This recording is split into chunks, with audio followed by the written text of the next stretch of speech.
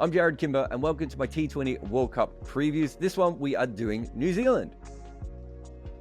New Zealand's style of play is, I'm not sure. It's the best way of putting it, because they've got Kane Williamson and Devon Conway and Daryl Mitchell.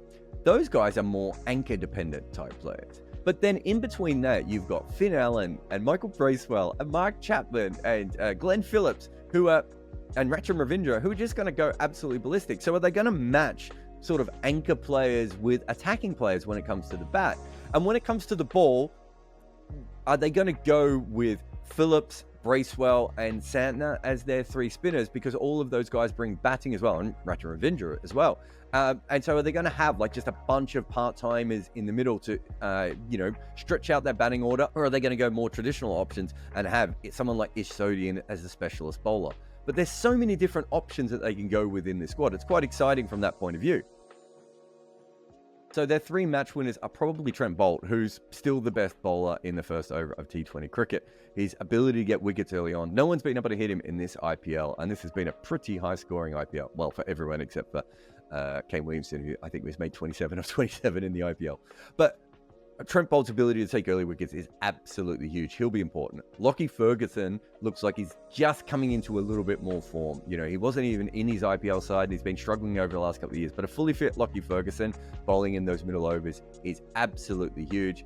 And then I'm going to go with Daryl Mitchell. Even though he's more of an anchor type of player, we've seen him be really good in World Cups before. He's just composed, and he can do a multitude of jobs. And once he starts hitting straight sixes, I don't think there's anything you can do to stop him.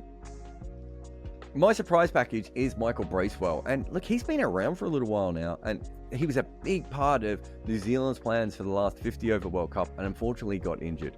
But I think he's probably, even though he's played Test cricket and he's played ODI cricket, I think T20 is probably still his best format, because they call him the Beast. He's just an incredible athlete. His ability to hit boundaries is phenomenal.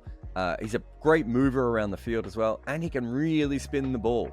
You know, he's got three incredible options, and maybe he's not a surprise package as much anymore, but I think he's incredible. But if you want someone who's even more of a surprise package, it'd be interesting to see if New Zealand release Mark Chapman, who I think is a fantastic talent as well. New Zealand's T20 World Cup pedigree is that they made the final in the second last edition, and they've been in the semi-finals quite a lot. It's the same as their ODI one, really. Going back to 1975, they're always there and thereabouts. We never really see them as a potential team who can win it. Generally, when we talk down about them, they play better, and when we talk them up, they play worse. So if you want them to do well, tell everyone that they're not very good, and they'll at least make a semi-final for you. I don't know what the official group of death is, but I think if you're New Zealand, going up against Afghanistan and the West Indies is a little bit tricky. The rest of the group is Uganda.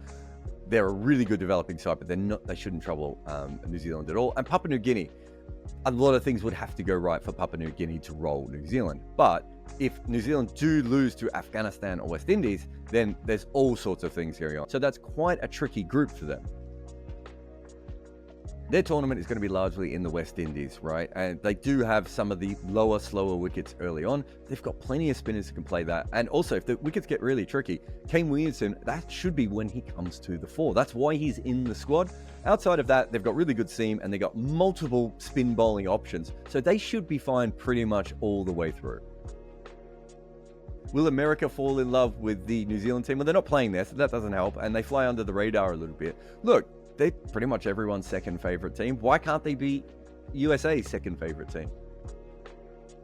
It's hard doing predictions for New Zealand, because generally we always undervalue them, and then they play really good tournament cricket. And I think tournaments really, bring out the best in the way that they play. That the pressure doesn't seem to bother them as much as it does, say, teams like India and South Africa, but they also don't seem to reach the heights of a team like Australia.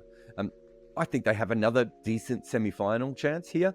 I don't see them as potential winners of this tournament, though. Well, that's it from me on this T20 World Cup preview. Remember to like and subscribe and do all those things that talkSPORT Cricket wants you to do on this channel. We're going to have so much coverage of cricket here. If you're not subscribed, what are you doing with your life?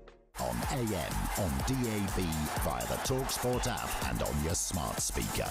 talkSPORT.